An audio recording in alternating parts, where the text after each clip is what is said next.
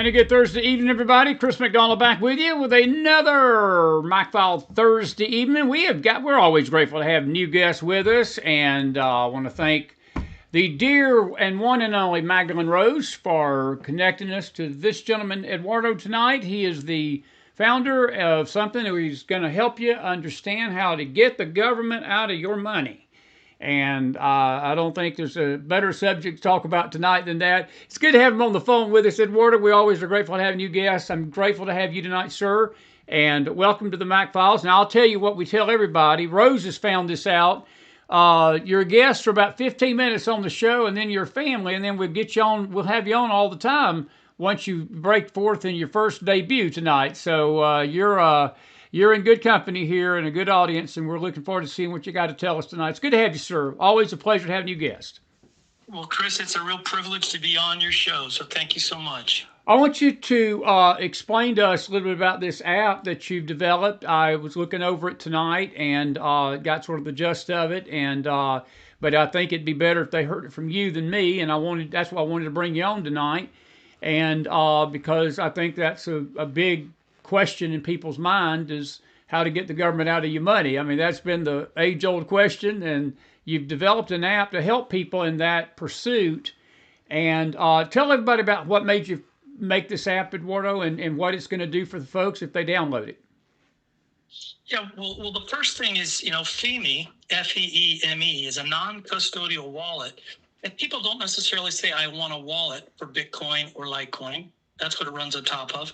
What they really want to do is have a profile that becomes richer and more valuable as you actually make posts, answer questions, and share your knowledge. And in this application, this wallet, people can then, if you permit them, to call you, to message you or to tip your posts very easily, rapidly. There's no middleman.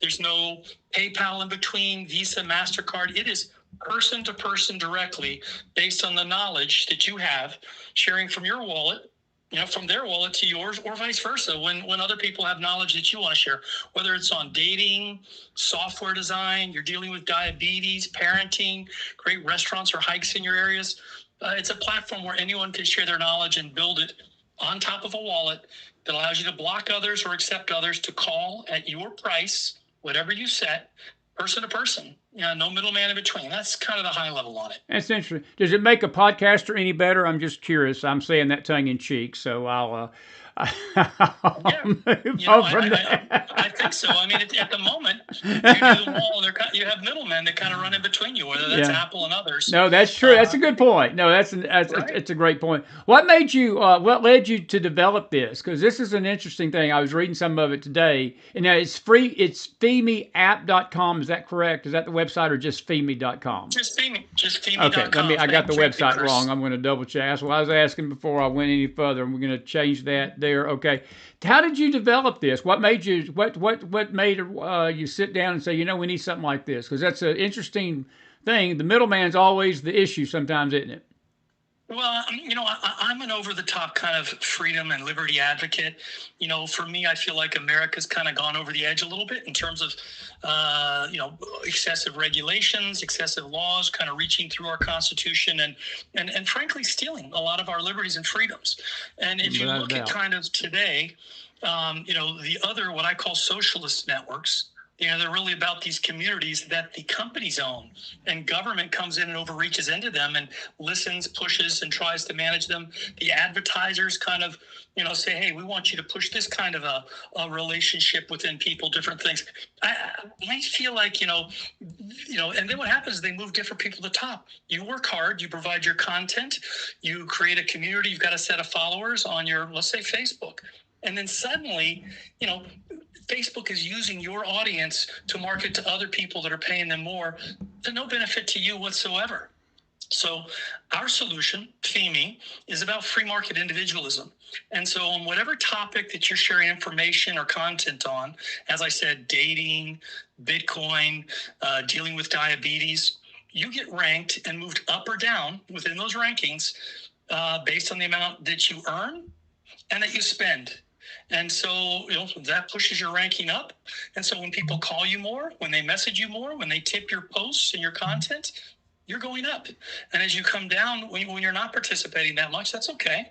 But chances are people are going to look for people at the right price point to actually reach out to have questions answered on some of the topics they care about. And everybody has knowledge for others. I don't think the future of the world's about AI. It is always, don't forget, it's always about people. Okay. And the AI is going to need to use your information to actually program itself if you permit it. Yeah, that's kind of the essence of what we're trying to provide.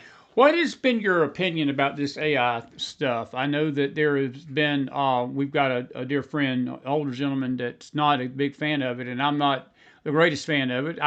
There's times that I've just out of morbid curiosity, I've used it just to to relieve some stress sometimes, but to see what it does. But it is a entity that seems to be, and I was reading a report today that Gen Z is actually turning on it. In other words, there's a lot of negativity that is beginning to arise, even with the younger generation. That it's not enthusing them as it was at the beginning. What's your take on that as you look at this? Because you mentioned it in your presentation here about this app.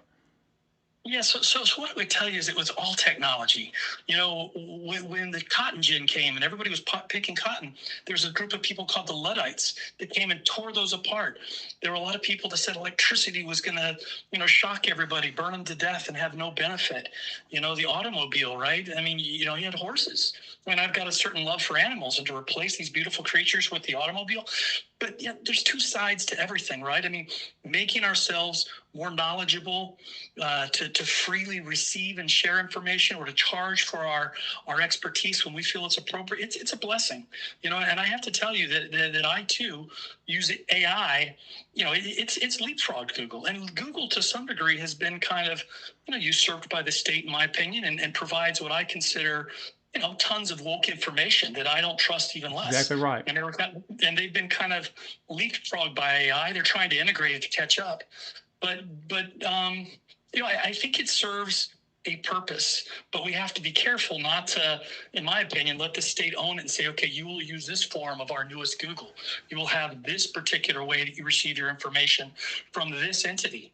No, that's why I want to have people underlie, the core information that people want to receive through FeeMe, and if people want to share that information, so that a group of Indian people that provided it to an AI, and it gives better recommendations to those that want recommendations that Indians like or females like, etc.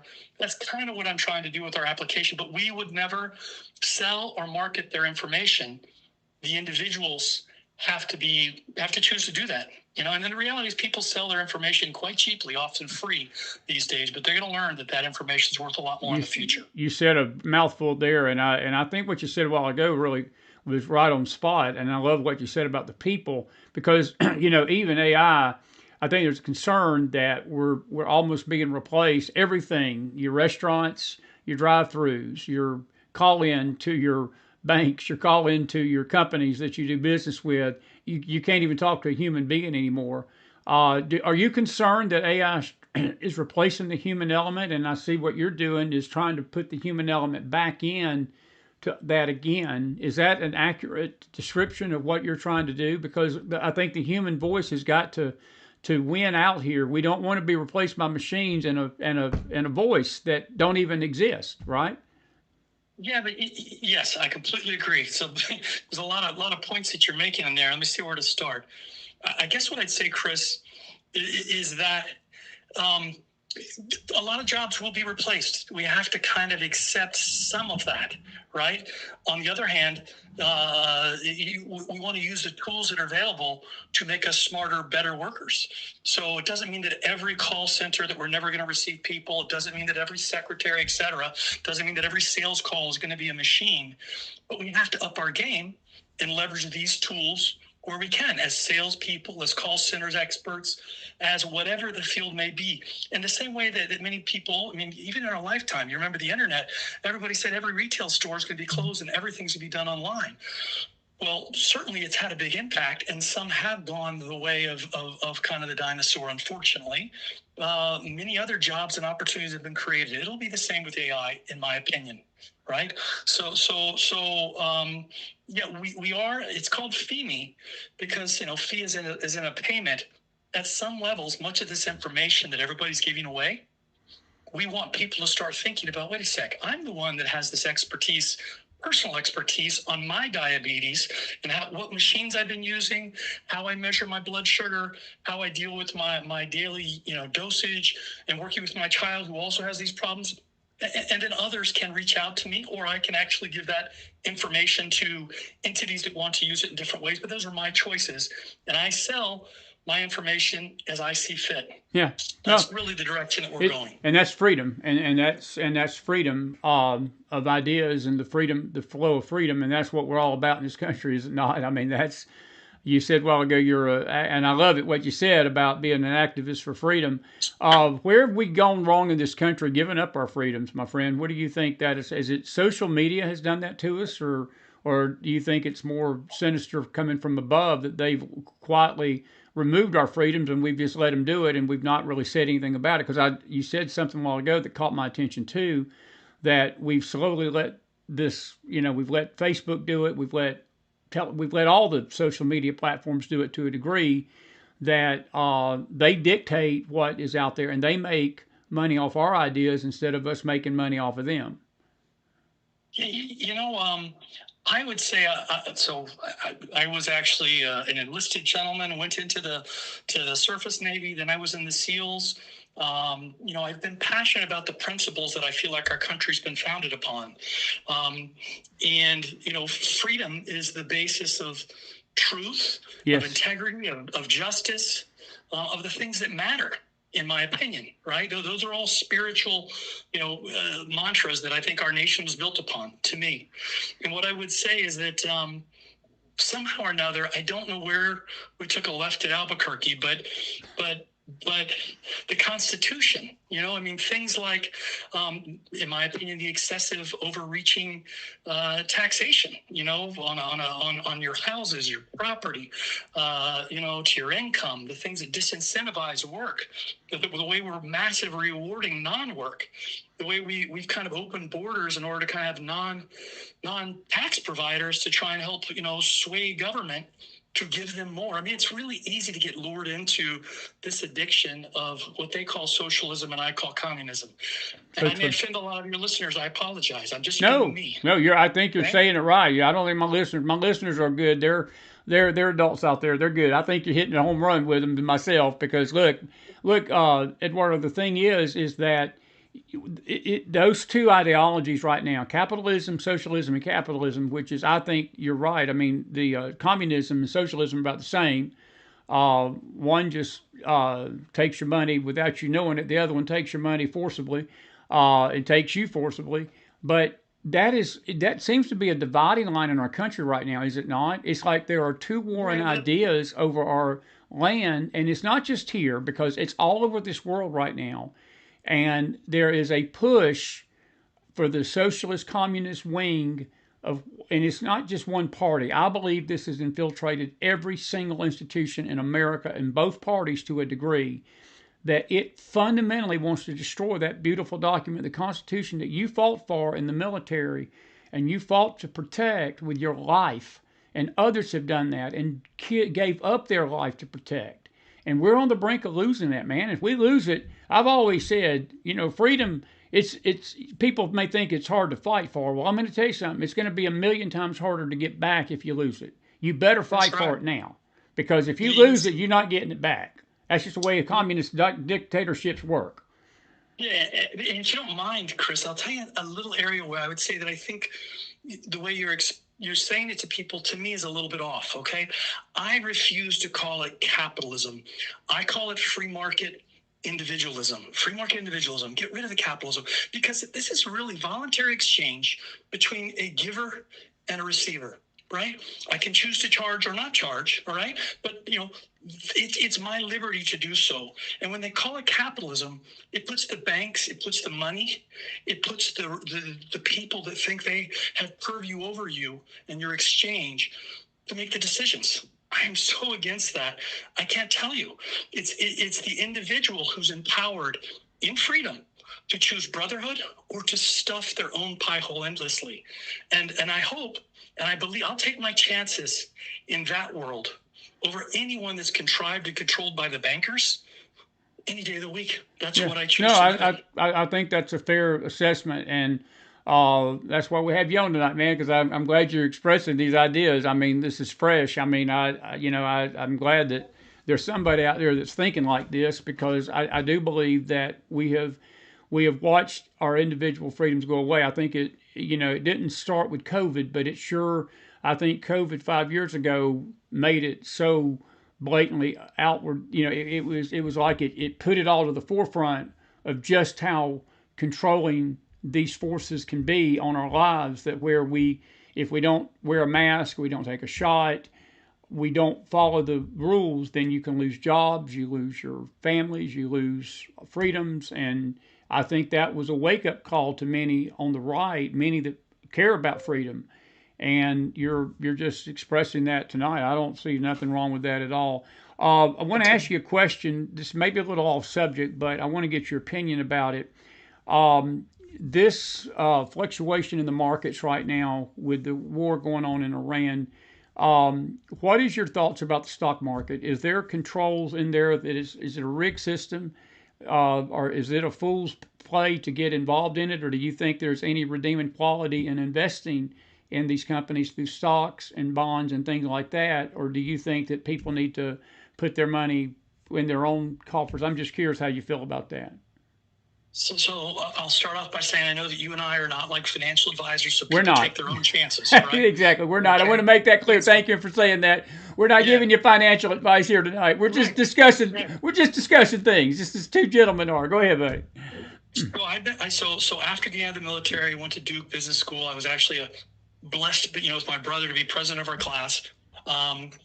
a few years after that, I started losing confidence in really the public markets, the ones that are overregulated, the ones that are falsely regulated in a lot of ways. They're meant to really create monopolies for what I consider our industry cartels, whether that's the university cartel, the media cartel, the pharma cartel, the defense cartel. Okay, the government has really built a bunch of barriers to try and protect those large entities at the cost of we the sheeple, and we're kind of willingly behind it all. I'm against regulations. If you can't write a law, don't waste my time. Okay, I don't want somebody with a pen that changes every other week to tell me what to do. Write a law. And the reality is, our 3 branches don't want to be 3 branches, right? They want to be 4 and give a pen to their favorite guy who's won the election at the time. Okay, so I don't trust, I'm sorry, our public markets. I trust right now hard asset. And I think that over the next 10 years, unfortunately, the valuable things are going to be things that come out of the ground, whether that's food, whether that's energy, whether that's commodities, things like gold, silver, copper, titanium, palladium. To me, I think there's going to be a war over assets. And, those are going to be real things. You're going to try and, support your army with paper, and they're going to say, no, hand me real assets. That's my take anyhow. Yeah, that's very interesting, and it's a good take on it. How long has this app been? How long have you been doing this? I'm curious.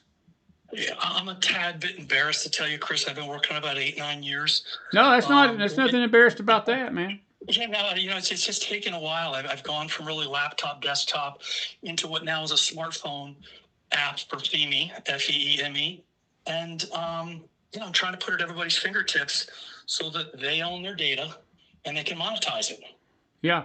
Well, I think it's worth people, at least getting out there and looking at the app. And it's good to see Mag Rose in the house tonight, and Cleo's out there too tonight. Good to see her. And but Mag is the one that introduced us, and it's good to see her as well. Is this over the 9 years that you've developed it? How's the younger generation received this? Are you getting more response from the younger generation or the older generation, or a little bit of mix? I would say the initial usage are largely people who understand Bitcoin in particular. Okay. And I really only recommend Bitcoin in terms of all the various, kind of cryptocurrencies. You hear that big word out there. The beauty of these, okay, is that there is only 21 million. It's permissionless money, and nobody can stop it going directly from me to you. So I built you a wallet to try. And then on that wallet, okay, you can then put in information about your profile, and you can set a price. It initially starts off for free, where people can actually call or message you, and you can block anyone, but you can move your message up to $10 a message, and it's written in dollars, but it's paid in Bitcoin or Litecoin. Now the question is, why did I introduce Litecoin? Because Litecoin is a version of Bitcoin that somebody basically made it much faster because of the block size, and much cheaper. So I can send a message for a penny or a maximum a dime if you're sending kind of a massive amount. And the benefit to that is that messages and calls can be extremely cheap for people from Bangladesh and Indonesia, anywhere in the world, to more expensive if that's what you'd like. Right. So, yeah. Let me ask you this about the Bitcoin. And again, we're not giving advice, folks. You need to research all this out and make the right decision for you. But I do just in a general sense, because I'm just being honest with you about myself. I've been a little leery of the Bitcoin, and tell me in just general terms, if you were not trying to sell me Bitcoin, but you were trying to say, Chris, this is the reality of what Bitcoin is. Because there's a lot of people out here tonight, when you say Bitcoin, they have no idea what you're talking about. It's the electronic transfer of funds. Whereas we're giving paper dollars to the stores. We're not even giving pennies no more, Eduardo, because they done away with the penny. Do you foresee the dollar bill going away and everything in this world currency going to Bitcoin at some point in crypto? Because I've been hearing a lot of rumblings that that's where we're headed. So what I would say is that good money, first bad money replaces good money, and then over time nobody trusts the bad money, and the good money rises. So nobody stood up and said, we're going to use the dollar. No, the actual British pound sterling started to get diluted because they started printing more to pay for free stuff. were all the Brits. Before that, the Spaniards did the same game. Before that, the Dutch ruled the world. And every paper currency is used by a state to print infinitely and then eventually disappears, and other paper typically replaces it.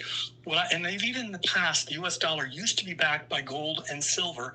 You could take your dollar to a bank and get 1 ounce of silver, or your $20 bill and get 1 ounce of gold. Bitcoin, okay, counter to that, it's energy. Okay. And essentially we're buying, there's only 21 million. And it's the strongest computer by an order of magnitude over Google, Microsoft, and probably a couple other computer networks combined. Why? Because it is a ledger that's keeping track of every payment anywhere in the world. So I could send a penny to you, and all of what are called the miners record exactly on this ledger that penny that was mine, or less than a penny, is yours. And it's no longer in my wallet. And as long as you have the wallet, what's called the seed phrase, only you can access that penny. Less than a penny. Do the banks lose control? Is that why some of the banks are not in favor of this, because they lose control over the flow of that, or do they have more control over the crypto? So they lose control. That's what I was thinking. As you were talking, that was sort of what I was thinking. Now directly. Do you want the bank, by the way? I mean, when Cyprus actually ran against the wall, right? What was that, probably about 8 years ago? They basically showed up your ATM and said, you get $50 out. When Venezuela. That's right. The wall, right? With Lebanon, maybe 4 years ago. Literally, people with millions of dollars in their bank account showed up and they said, I'm sorry. You've only got, $1,000 like everyone else. Well, I need $2 million. Yesterday. And they're like, you don't now. You have whatever the minimum amount, what they gave them. I don't know the dollar amounts, right? But they got wiped out. Okay. And then, by the way, you can't leave some of these countries now because you have no money. If you have Bitcoin, by the way, if you have gold and silver, I'm a real believer. You heard me say that earlier. But the problem is the TSA is not there to actually, stop terrorists. It's there to make sure that those assets stay in that country, and you can't leave without them. And by the way, if you walk in, Texas, which is considered the freest state, is one of the biggest takers of private property. If you're driving around your car and you've got more than $10,000 in your pocket, you're taking some over to your aunts, it's gold, silver, cash, it's confiscated. Okay. If you want to leave your country and you have $10 billion of Bitcoin, as long as you know your seed words, okay, it's like 24 or 12 words, whatever it is, you don't even have to take your phone. You can show up in another country, download a wallet, put those 12 C words in, and you have your 10 or 12 billion. Governments can't stop you. And secondly, there's 21 million Bitcoin. 100 years from now, when you and I come back in our next lives, there will be 21 million Bitcoin. Okay? So if you own one, you own 1/21 millionth of a supercomputer that is growing in power every single day. And when everybody goes, but the price goes up, it goes down. It's so freaking honorable, right? If you're a free market person and you and I have lemonade and there is no line, we're going to drop the price until we start to get some people to buy. And if the line's super long, we're going to raise the price, right, to make sure that we're making as much money as we can. And that's what happens with Bitcoin. The price goes up when people want to buy it. The price drops down. People want to sell it. God bless. Yeah. Are people really that averse to free market individualism in our nation? It's the only free market that exists on planet Earth today. Gold, silver controlled. Your corn prices are controlled. It's insane what we live in. We're no longer freedom advocates or free market advocates. Bitcoin's your only chance for free market individualism that I know of. This is an opinion question, okay? And this is why I'm asking your opinion of this. How safe and stable right now are the world banks in general? I know that you mentioned the countries, Venezuela, that had utter chaos here just a few years ago, and you're right. People were being told they couldn't get to their money. Are we in the United States in general stable right now? Where's the world economy at in your opinion? Because I know you follow this, and it's just an opinion question. I'm not going to hold you to it. We have a lot of guests on here, Eduardo. We don't hold to anything. We just get their opinion and move on from there. But what is your opinion of where we're at with the state of the world's economy right now? I'm just another average dumb student out there trying to survive and tread water. And I'd say the tides are rising. And we're in uncharted waters. Nobody's been here before. What are we? $39 trillion in acknowledged debt. That doesn't include Social Security, Medicare, Medicaid. The three biggest trenches our government is already, it doesn't even include. I don't even know how they get away with that. And I'm sure there's a lot of debt. That's a lot of debt. Right. And so this is what suddenly nobody wants to hold your paper anymore because, and also our interest rates, they're going to rise because more and more people don't want to trust us with, their money, their real assets, their gold, silver, etc. And so as interest rates rise, I think right now the interest on the debt is bigger than what we spend on the military, which is pretty much the biggest hole that the U.S. government funds. So and interest rates, I believe, are going to raise. Even when they try and push down the 10-year, I think the 30-year and longer debts for mortgage holders and the like, I think it's going to rise. I don't think that people are going to listen to what the government wants anymore because it's too in debt. So banks, I'm sorry, you asked me about banks. No, it's fine. I like what you said. Go ahead, keep going. You're fine. The banks are really where most of the money's printed. People think that it's actually at the Federal Reserve, but the printing really occurs when you put $1 in a bank. Then what happens is they loan it out to someone else with interest. That person puts it back in the bank. They loan it out again with interest. They put it back in the bank. So these banks are really fake money printing machines that, it's called fractional reserve banking, where they only have a fraction of every dollar you put in because they actually loan it back out. And I think it's a house of cards. So, I think between now and the end of the year, on a typical year, there's roughly 3.5 banks that go out of business. We've already heard one this year, right? I think it was Metropolitan somewhere in the Midwest. Right. Now if you include 2008 to about 2012, those 4 years, there were like 500 banks that went out of business in those, call it 4 years. That brings the average since 2000 up to 2021. So some of these comments will say, no, typically 21 billion. No, it's about 3.5 that go out of business. I bet you by August, we're hearing another, call it half dozen banks at least.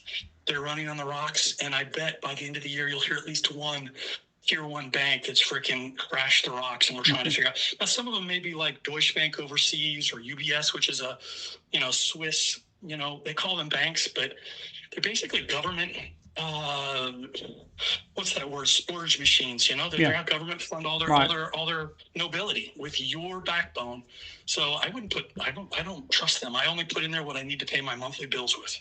One more question, and folks, if you got a question for Eduardo, please go ahead and put it in the chat. We're going to keep him another 10 minutes or so tonight, and I want him to. If you got any questions about the finances, now he can't solve the gas price situation or tell you what's going to happen next week in the weather, but he can talk to you about finances tonight. It's about finances.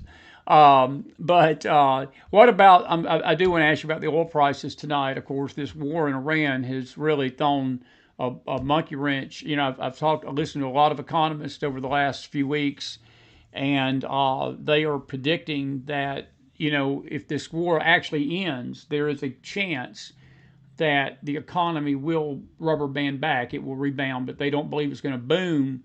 And we had a gentleman on last night, our dear friend Brad Johnson, and he made a great point about the second term of Trump. I remember and maybe we were just in worse shape financially. I thought we were pretty bad under Biden, but Trump had hit some 70-year highs in that first term. We've not seen that this go around, and I'm just curious. This is an opinion question.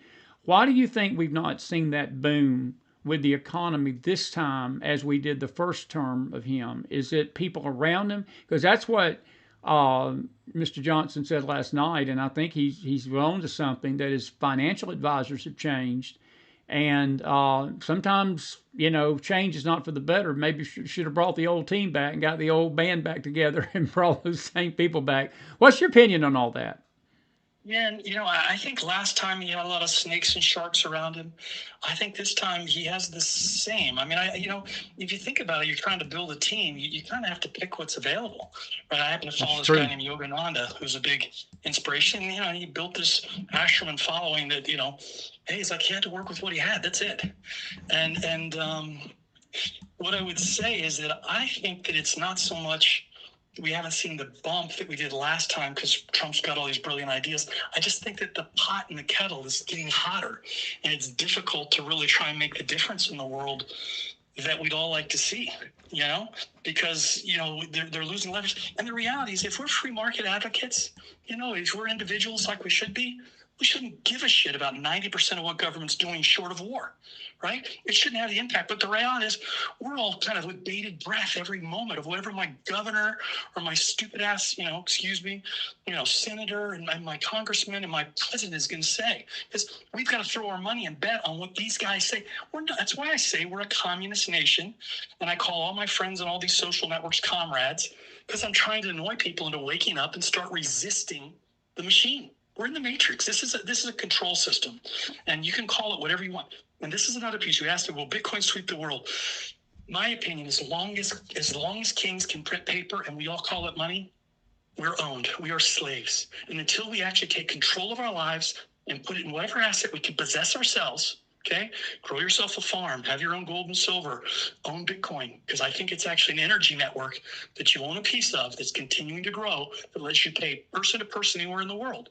I think until actually that monetary system's outside the reach of the kings, and they must come to you with good performance to receive from you because you pay them, you have a choice, they don't freaking take it from you, only then will we be free. Okay. Only then will we have the country we want. And one question I see here I do want to ask you, is the website something to guide you, or is it an information site? In other words, when you go to FeeMe.com, I know it's got information on it. I sort of glanced at it tonight, but is there certain things that they can, would it just be wise just to contact you and let them sort of talk with you about that? I think that would probably be the wisest answer, is to have you just, if they have any questions, they can contact you through the website, correct? So the reality is the application on your cell phone, you go to Google Store, you go to Apple Store, you download the app, and it's a wallet that lets you build your profile, and you start playing with it from there. Okay. You start making posts, and you see whether or not people tip you. You see whether or not people call you. We've got roughly 5,000 users. We probably had 10 over time, and we're just kicking this rolling. And I'm trying, and every day, the person who actually has earned the most is ranked first, earned and spent the most, and the person who's earned and spent the least, obviously, is ranked last. Imagine if all Facebook, Twitter, Google, YouTube, you could be in your category as well as in overall. That's kind of what the app enables every day. Well, it's an intriguing story, and I'm grateful for Mag connecting us tonight, and you've given a lot of good information. And I'll just say this to the people tonight: all we can tell you to do is check it out.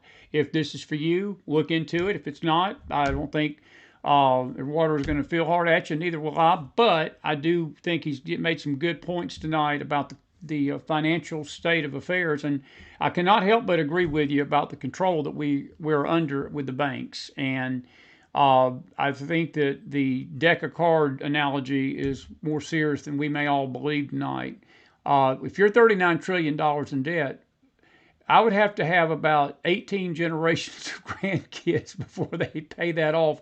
And I don't even think 18 generations of grandkids are going to pay that off, Eduardo. I think that's scary, man, because if that debt ever gets called due, and most of that's China debt, America's gone.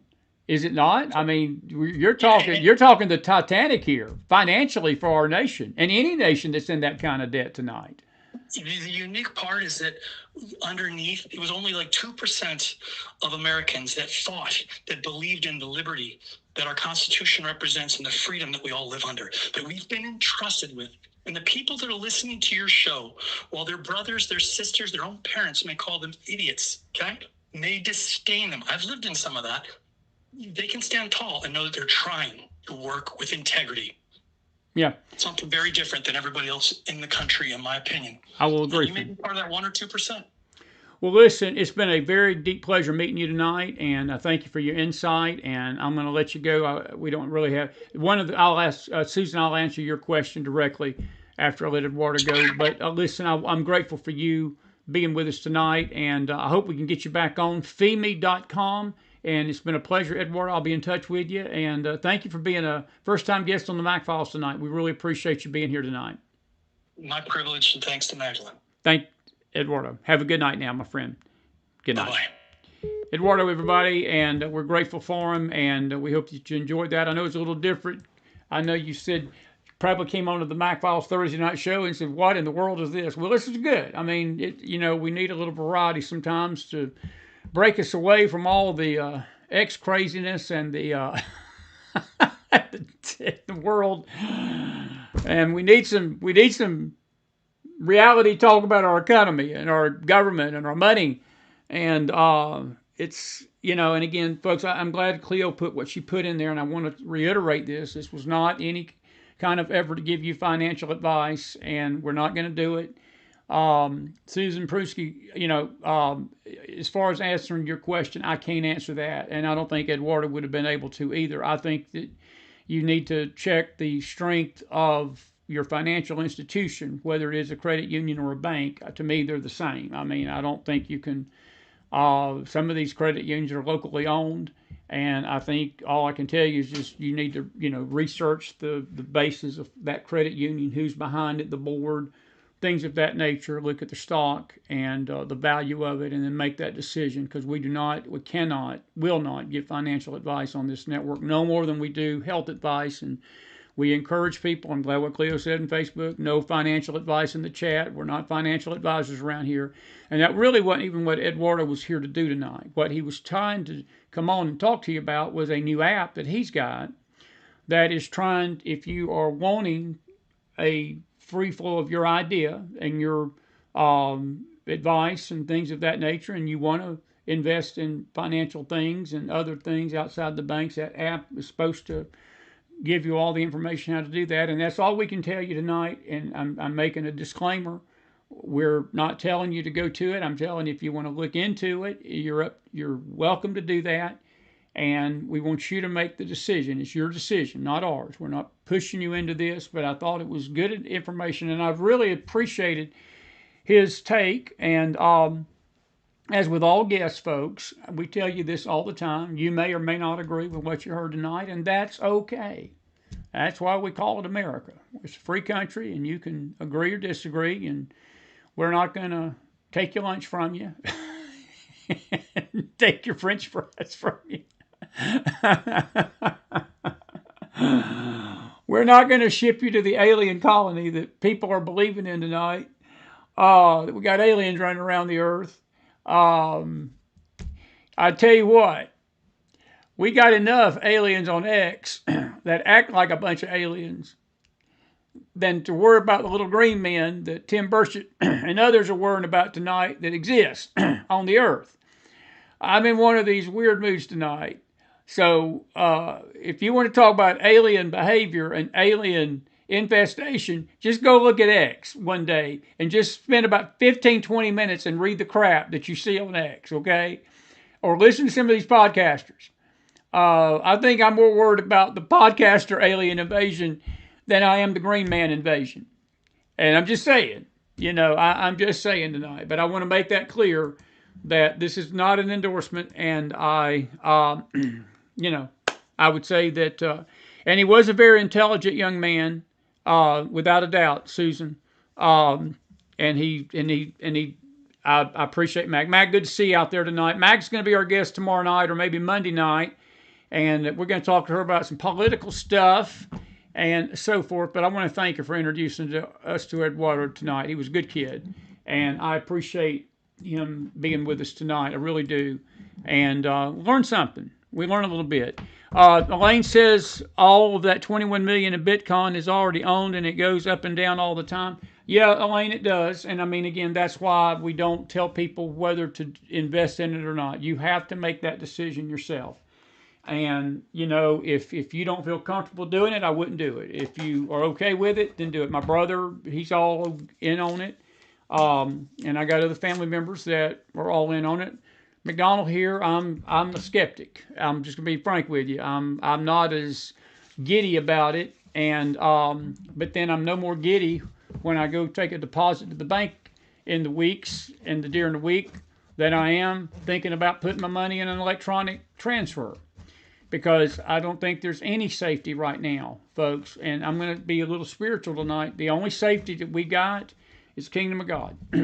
The only safety we've got is sowing to the kingdom of God and letting God handle our funds and God be in control of what we do. If there's any advice I would give you, that's that tonight, is you need to let the Lord direct you on where to place your finances for His kingdom. when we get down to it, it's not even our finances, it's his. It's his money. He's blessed us with it, and he wants us to be wise with it. And that would be my advice. So that's why we're saying just take this interview as information, and just take it as something you can chew on tonight. I do think that he made some great points though about the economy, and I'm with him about this. I think we're sitting on we're sitting on the deck of the Titanic with $39 trillion worth of debt, folks. That is an unfathomable number. I mean, I can't even. And that number is going up every day. I mean, it's not like it's being brought down. Now, I know that I didn't get a chance to talk with him about this. Maybe next time we get him on, we may address the tariff situation. I know President Trump has a lot of confidence that these tariffs are going to recoup and bring in some of this money back into the economy, but it's not going to clear out $39 trillion worth of debt. And those are long-term prognostications and long-term predictions. And I must remind you tonight, everything that Trump's doing, if Congress does not put those things into law and does not codify them into a legal binding agreement with these nations, the next president, if he's either a rhino Republican, which he could be, or he's a Democrat, which he could be, or she, which it could happen, they can stop it right there. And everything that has been predicted will come in, will stop. And folks, we're going to spend ourselves into bankruptcy if we keep doing what we're doing as a country. We just are. And again, that's coming from a podunk redneck Southerner that don't have a clue about these things. And that's why we've been trying to get other financial people to come on the show and talk about this, and they won't come. I'm glad Eduardo came on tonight. It's something we need to talk about more, to be frank with you, because to me, that is more of a national security threat than even what we got going on in the Middle East tonight. And I mean that. I mean, it's very troubling. And it's not just us, it's global. There's a global thing going on. And, you know, I'm very concerned about it. And I think that, you know, President Trump's once in a lifetime president. And I know he's trying his best to get us out of this global umbrella of control. That's why, you know, the oil situation has been shocking a little bit. But when you have war and these oil companies, you know, when Strait of Hormuz is stopped and these ships are, you know, we don't even depend. I think I read today we only get about 1.2% of our oil from the Strait of Hormuz, but other nations, the European nations, the Asian nations, the Rim, and I would say Australia and all the countries outside of America, they get a bunch of their oil from over there. So when we're fighting to keep the strait open, we're their nations and they won't help us. So go figure that. But I think that if we've learned anything over the last 12 years, going back to Trump's first term, when presidents let America produce oil goes down. Gas had fallen to almost $2.20, $2.30 a gallon. I know it was still high in California, but in other little blue states. But when you get down here south, we had fallen before all this Iranian situation hit. We were getting close to, not there quite yet, but we were getting close to 2017, 2018 levels when we were paying $1.76. And folks, I don't remember paying under $2 a gallon of gas. I was in high school when we did that. That's a long time ago. That you know, when we have to put our age in on these verification things on the computer, well, it takes Chris about 20 minutes to find his year on them verification wheels. So that's been a long time ago. And but the thing about it is that we can't keep depending on foreign globalists, and you know, a lot of this debt is tied to China. China holds those notes. China holds that money right now. And if China ever called those notes due, folks, I don't know what this country's going to do. And you can thank Obama for that, and you can thank Joe Biden for that. And really, all presidents have done it, but they did it on steroids. And it is a given that when Democrats are in office, that debt goes up because they want to give all this money away and make the socialist utopia, make this social utopia that the government gives away everything to everybody, and the kids eat it up. They love it. That's why they march and scream, and they want communism. They think, man, we need to. The communists are great. They're going to control everything. I'm going to get free bus rides. That Mendami's up there running his mouth like an ape tonight. The New Yorkers' free bus rides are within a year. By the way, we got a breaking story tonight out of New York, and I don't know if we're going to have time to talk about it, but Kathy Hochul may be in some trouble tonight. I think I've got it downloaded here. Do I have it downloaded? I thought I downloaded it. I guess I did not. Actually, I couldn't download it. That's right. It was, or did I? I'm trying to see if I can find it here. But the bottom line, and we'll have it on tomorrow night when we're on, basically, there's a bribery scandal. There were 4 people arrested today in New York on bribery charges, and they are thinking that this situation may go up to Miss Hochul. And that's interesting. I sent it to some folks in New York tonight. My dear buddy John Matola. Let me see if I can download that. Let me see here. Let me see if I can. Let me see. Hang on, just 1 second. See if I can download this. If it'll let me download it, bear with me 1 second, because if I can download it, I'll play it for you. Oh, I can. Okay, there we go. So let me do this, and I'm going to play this for you tonight, because this is going to affect a lot of things if this is true. And let's see if that downloaded. Of course it didn't when I wanted it to. But anyway, there it is. It did download. All right, I wanted you to watch this. This is one video I want to play tonight for you. We got a few others we might play here before the night's out. But this is New York today. New York City. Roll tape. And we are back. We're sorry about that. We got frozen and we are back. We're sorry about that. We got frozen and it busted the computer when we tried to download that. That's happened before. And we apologize for that. So we are back. I'll just read you the story. 4 people arrested in New York City who reportedly paid out bribes to city leaders for kickbacks. And Democrat Kathy Hochul now is currently under investigation for reportedly taking bribes. And that is out of New York City tonight. And that is so forth. Anyway, if you're with us, are you still with me tonight? I think you are, yes. If you're out there, can hear me, say, hey, tell me, give me a heads up if you are with me tonight. Give me a thumbs up out there. Sorry about that. We had a little blip, and hopefully we didn't lose you. Let's see here. Looks like we're still on. Okay. Okay, so we're good. So it didn't lose the feed. I don't know why that did that. But anyway, we're going to follow that story. That'll be something we'll try to download and tomorrow and play for you when the computer's not acting like the devil, like it is, and so forth. But interesting stuff there. And if that is true, that could be a game changer in New York, would it not be? Would it not be? By the way, I want to talk about this tonight just for a few minutes before we leave. A couple of things that hopefully this won't do the same thing that other one just did. Let me just see here. This is let's see, is that Burchett? That's not the one I wanted to play of him.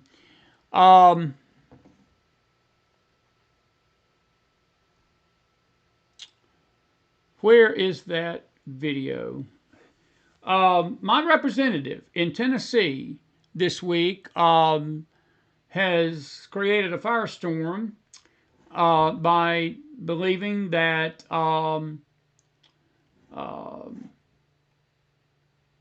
he has sit in meetings where the government has been Basically, how Matt Gaetz was out there saying it this week, that the government has always hid the fact that they believe there's aliens, that they know about the aliens, and there's people running around. And all tonight, I'm going to save all the video for tomorrow night on our week wrap up, because I want to get your intake about this. But I do want to talk about this a little bit tonight. I talked about it this morning on the Bible study. I want to say it tonight. Number one, even if there are people that have seen things like that and seen these creatures or whatever they claim they've seen, and I don't ultimately care what the government knows and don't know about it. Number one, they're nothing but demon spirits to begin with.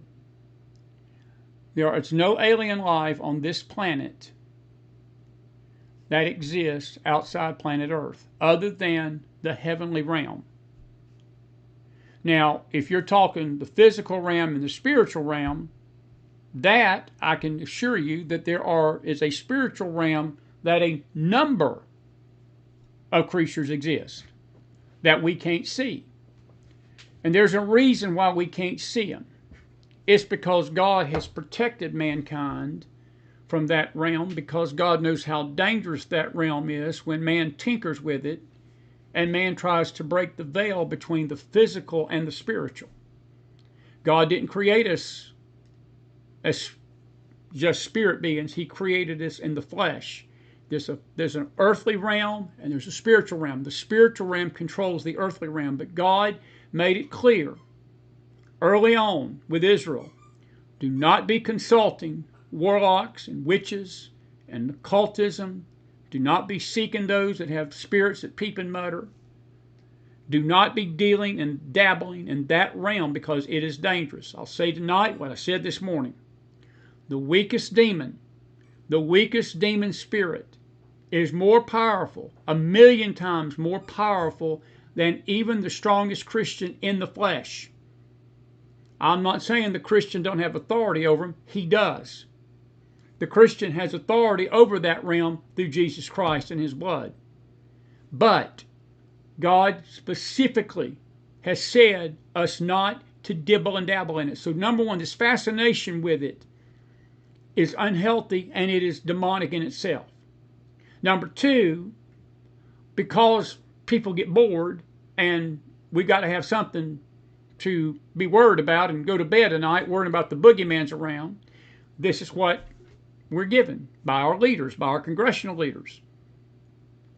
And when Burchett said, and I liked him, I know him personally, I met him, and he's right here in Tennessee, and they asked him, they said, well, do you think we're alone on this earth? And he said, no. Well, I'm going to agree with him. We're not alone. We're not alone. There's a God in heaven. There's a God in heaven. There's an innumerable realm of angels that exist in this earth, both fallen angels and godly angels. But that's in the spirit realm. We can't see those things. We can't see those things with our eyes. And let's see here. I'm not sure what's going on here. What's going on here?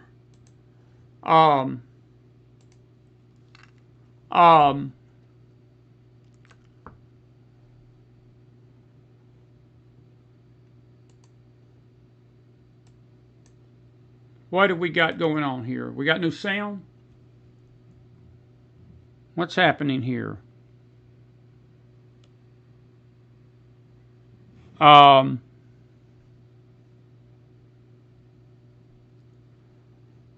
y'all hear me out there? If you can hear me, give me a thumbs up. If you can hear me, give me a thumbs up.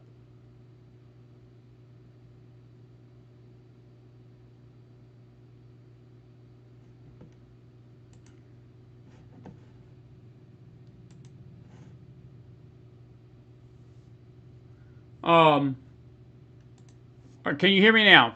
We had a little blip a while ago, but I'm back. I should be back on. All right, Janice can hear me.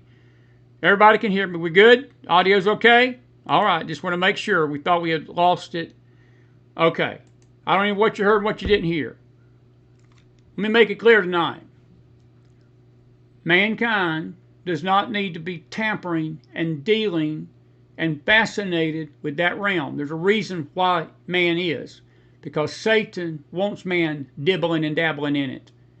Because there's a door that gets opened in the natural realm to things that is going to harm man and destroy him and control him if he tinkers with that. That's what witches do. The veil between the natural and the spiritual is thinner by demon sacrificing and sacrificing to the devil. It gives the devil a doorway into this realm. And folks, I don't care. Again, I've seen all the pictures, and I know you all too. Hollywood makes movies about these things, and we see the little green men, the little bloated heads and the eyes, and they all seem to be the same. And I don't even deny that people are not seeing these things. They may be seeing them, but I'm going to tell you what they're seeing. They're seeing demon spirits. They're seeing demon spirits. That is what they're seeing. And this morbid fascination tonight is not healthy for this nation. Look, we got enough devils running around the country to begin with. Can we agree with that tonight? We got enough demons to deal with as it is. We don't need it anymore. And the church, we think this is a joke. People make fun of this. We think this is a joke. The only spirit, the only thing that we need to be controlled by, and we need to understand that we need to be concerned about tonight, is God the Holy Spirit. That's the only spiritual thing that we need to be concerning our focus on and being focused on. It doesn't matter what is being reported. And even if the government is hiding it, so what? So what? It's not going to benefit you, not going to benefit me. And I don't care if they've kept him 1,600 feet underground or whenever, however they kept him. Let him keep him there. By the way, that's where hell is. It's in the heart of the earth. That's where they've come from to begin with. So even if they are keeping him there, so what? But the fascination about it is not good. It is evil. Me and you do not need to be concerned ourselves with that tonight, neighbor. Those forces, God has put a separation between the two worlds for a reason. And we are unwise, and it's dangerous to be tinkering and tampering with that realm.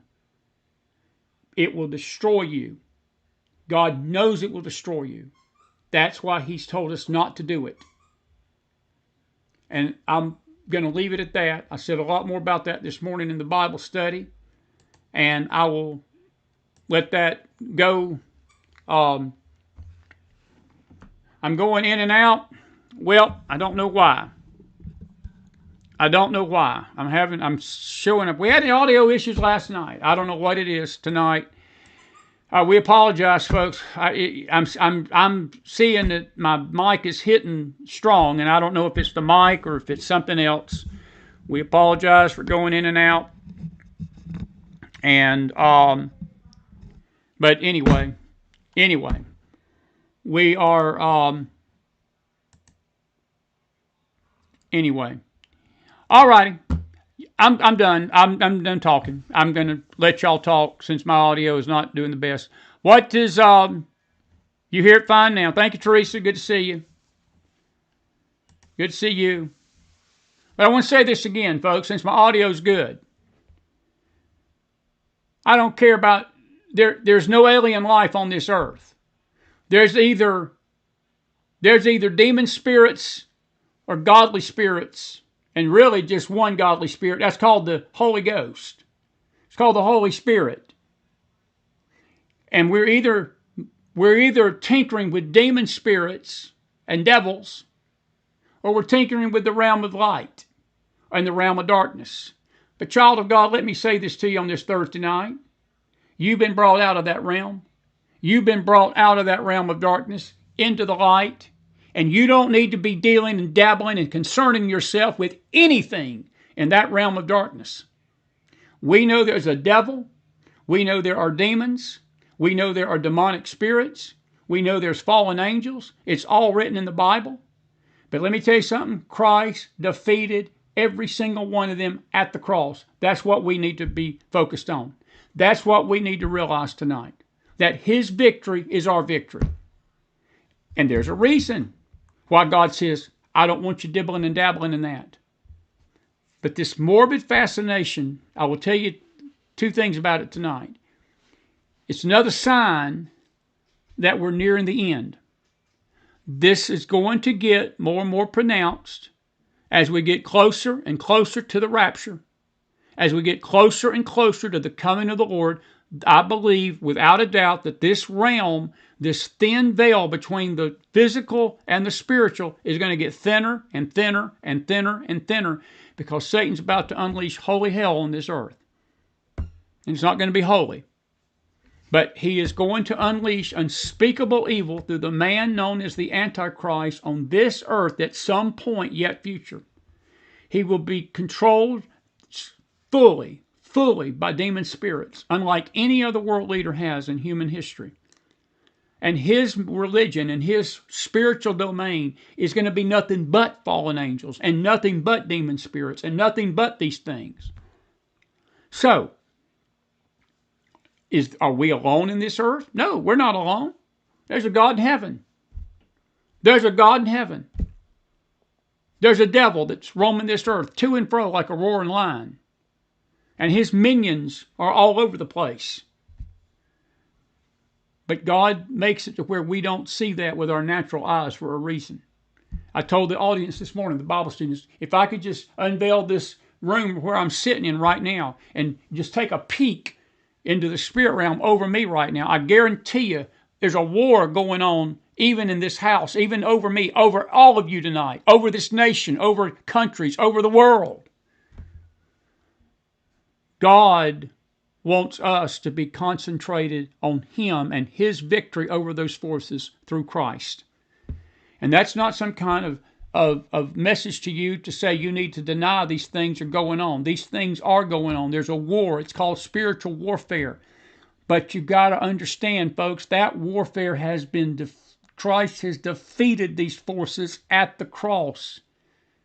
And you have authority, if you're a believer tonight, you have authority over those forces through Him. And you need not fear them.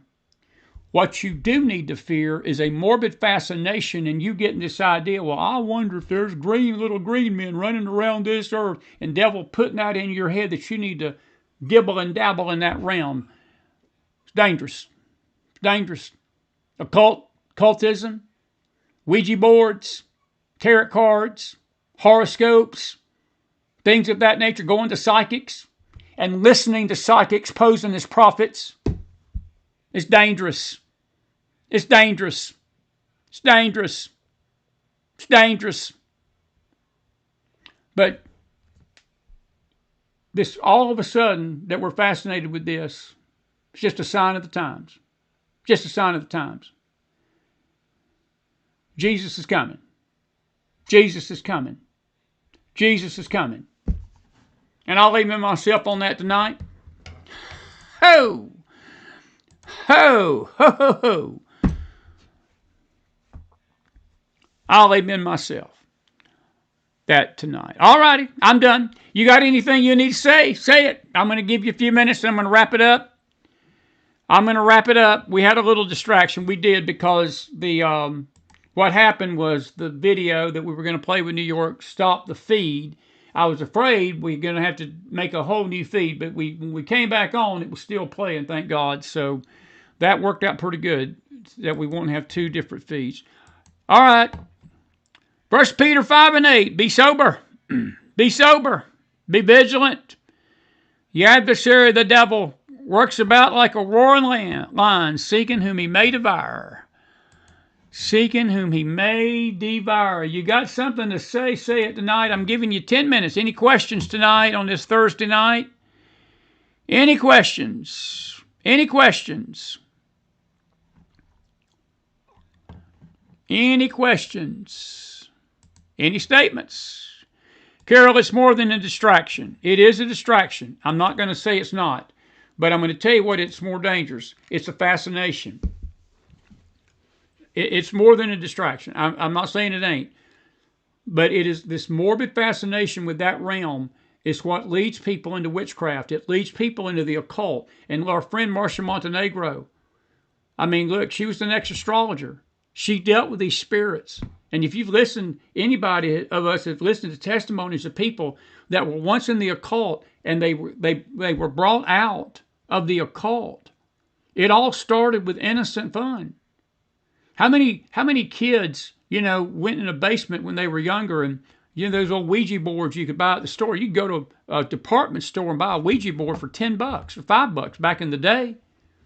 And those things are supposed to conjure up the dead and conjure up demon spirits, and God expressly tells us not to be communicating with the dead.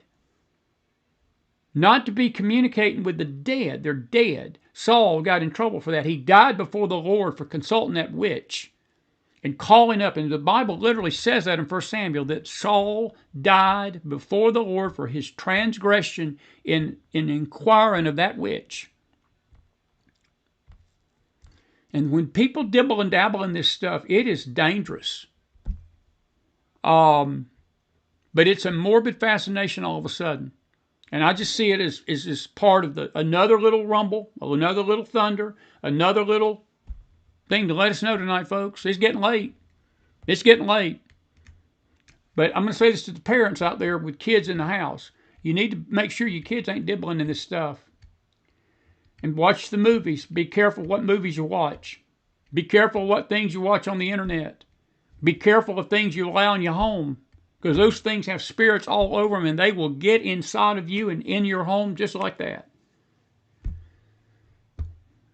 And I'm just friendly McFiles McDonald advice tonight. But when you ask me, do you believe in aliens? They're nothing but demon spirits. They're nothing but demon spirits. Now, my 5th grade teacher, I'm not sure about. I said that this morning. There's a few other folks out there I see. There's a few other folks out there I see sometimes acting the way they do. I'm not so sure. But that's being said with my tongue in both cheeks, okay? So don't take that seriously. I'm trying to be a little light about it. I'm just trying to be a little light about it. I'm just saying. Anyway. All righty. Any questions tonight? Yeah, Mark, I never heard about Dungeons and Dragons. I was already an adult when that game came out. I was in my 20s, I think. But I remember, back in the early 80s, high school, these kids at high school, I had high school friends that would go buy those Ouija boards, and they'd have these summer little get-togethers, and they'd get in the basement, and they'd brag about the fact that thing would move, and they'd say something to it, and it would move without them talking. Look, it was a door, it was a portal of demon spirits, and that's what I think people are seeing, folks. I think that what's happened, I maybe need to word it this way. I believe that the spirit realm over this nation, we are in such warfare right now, that the spirit realm has been opened over us because of all the worship of Satan, because of the worship of the occult, because of the worship of witchcraft, because of the absolute insanity of the church embracing yoga, embracing these New Age arts, these Eastern arts in our worship services, embracing a lot of this stuff that, again, any common sense person would know it's wrong not to be dibbling and dabbling in that to begin with, but certainly not to bring it in a place of worship. These churches that have got yoga classes in them, and these, again, Far Eastern arts, all they're doing, they're opening their doors wide open to the powers of the devil. And you put that, you got 350 million people in this country, and this is a worldwide thing, but I'm just talking about America tonight. And then you start figuring up the spirit realm and what's going on tonight, and the stirring that's going on over this nation, and the stirring that's going on over in the Middle East tonight, and the stirring that is going on in the chaos of the world systems and these governments. No wonder President Trump is under the attack that he's under. No wonder when he's trying to stand up against this evil and stand up against these things. The Lord showed me something today about our economy, and I don't want to share it just yet. I will at some point. But the Lord shared something with me today. And look, I call a spade, and there are people in this government that God's not pleased with. There's people running our government tonight, and the things that they believe, and this is not judgment, but I'm telling you, it's just as wrong for the Republicans to do it as it is the Democrats to do it. And you can't be in disobedience to God and expect God's blessings to be on what's going on in your nation.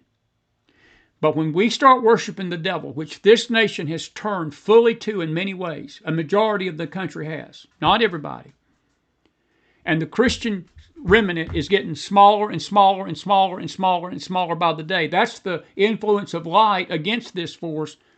No wonder. No wonder we're seeing these things. And again, I'm sure that people, folks, I'm not, again, denying that people haven't seen things, and I'm not saying people have not had things happen to them. I don't know what they've had happen to them, but it's demon spirits. E.T. is not coming to earth.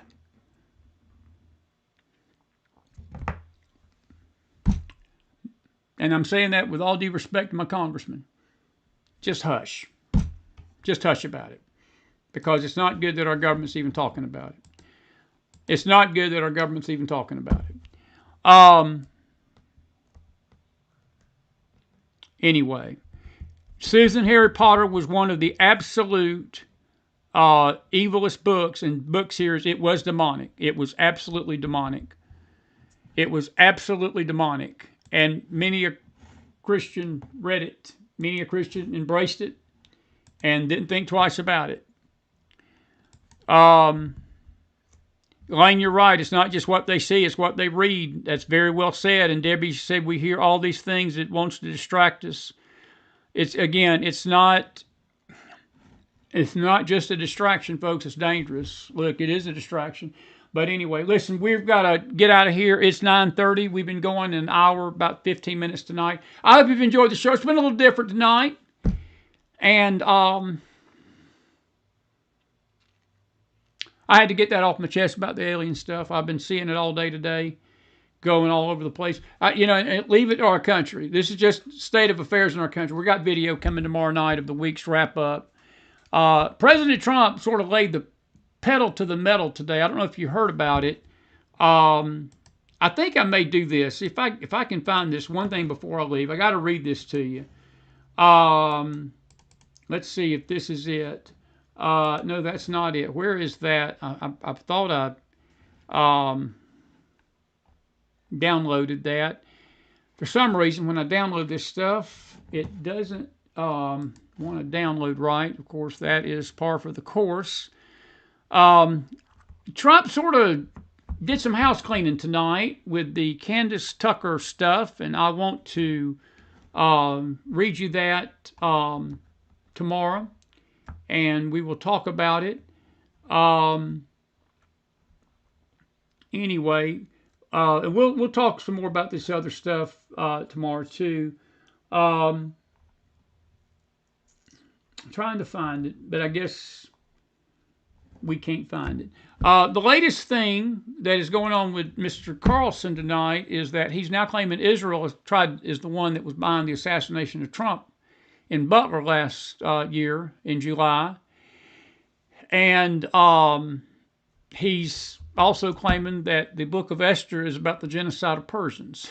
I think he got it sort of mixed up there. No, the book of Esther is about the Persians' attempt to genocide Israel, Tucker. Just for the record.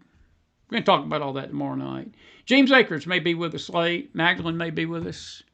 And we'll let you know what's going to happen. But anyway, hope you enjoyed this tonight. Put some fire in that house. I got some popcorn in the house. And go figure. Any other questions before we say goodnight? Anybody want to say anything? Peter, the government's always wanted us to depend on them instead of God, but that's why I'm addressing the Christians tonight. I'm addressing the Christian faith. I can't control what this world does. The world is the world. I'm talking to believers. I'm talking to us. Because sadly, this fascination does not just take place with the heathen. It takes place with many in the Christian faith, and that is Unbelievably insane to me. When Christians should know better. We should just have more common sense, number one, but more spiritual sense, number two, to not to be dibbling and dabbling and not even, and you say, well, why are you talking about it tonight? Because of this very thing. Because you've got Christians out there that don't know it's evil. They think it's just innocent fun. They think it's just some kind of innocent, ha, ha, ha. There's aliens running on the earth. It's not. Because there is a spirit realm, folks, that controls this realm, and there are demon forces that are seeking the control of our nation and control of our homes and the control of our churches and the control of Christian believers all over this world. And I'll leave it at that tonight. All right. God bless you. God bless your families. God bless this great nation of America. See you back here in the morning. And then sometime tomorrow night, we'll be back on with a Friday night wrap-up show. And I'll get this computer working. I'll lay hands on it.